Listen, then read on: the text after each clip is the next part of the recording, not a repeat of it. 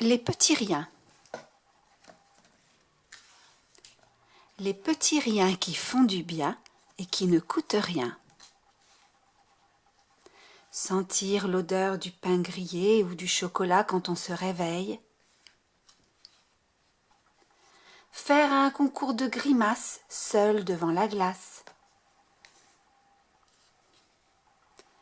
Commencer une collection de n'importe quoi. Respirer de l'herbe fraîchement tondue, en prendre une poignée dans la main et respirer en fermant les yeux. Trouver une cachette secrète pour une bille œil de chat. Ne pas marcher dans la rue sur les traits du trottoir. Laissez une mouche escalader votre nombril et vous faire des guilis.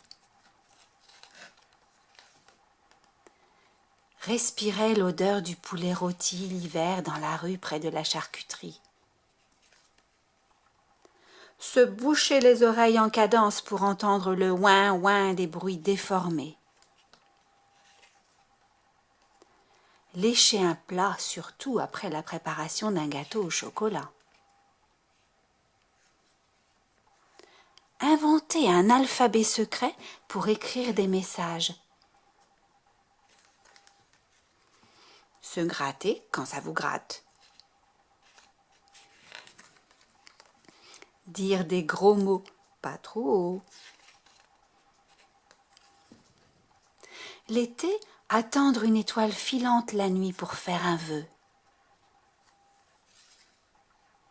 Découvrir des formes inconnues sur le papier peint ou les craquelures de la peinture.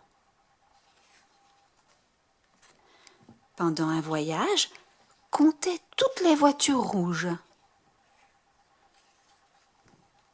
Sucer un glaçon du frigidaire, se le passer sur la figure aussi.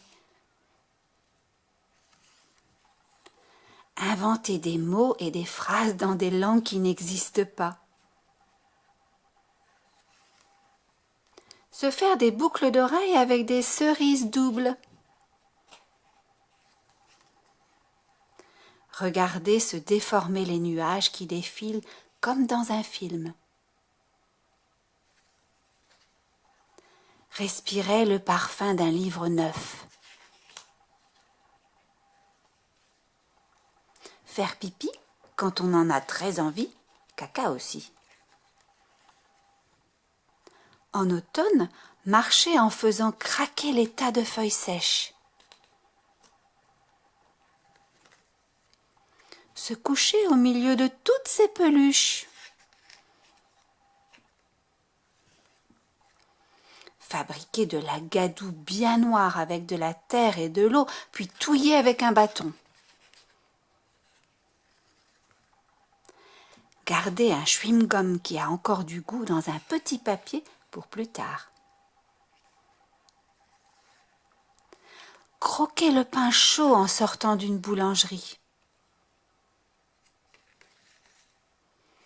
Être un peu malade un jour d'école, bien sûr, et se faire dorloter à la maison par sa mère. Glisser son pied sur le côté du drap frais quand on a trop chaud au lit. Sucer un noyau de cerise puis le cracher le plus loin possible.